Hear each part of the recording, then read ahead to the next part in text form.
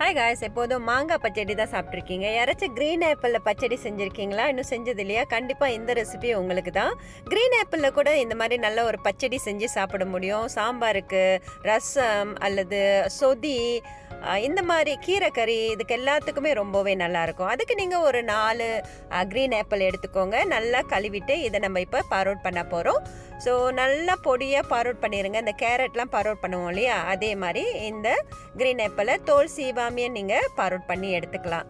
So borrowed பண்ணி எடுத்தது நம்ம இப்போ என்ன பண்ண போகிறோம்னா, ப்ரெஷர் குக்கரில் போட்டு ஒரு 2 விசில் ப்ரெஷர் குக்கரில் குக் பண்ண போகிறோம்.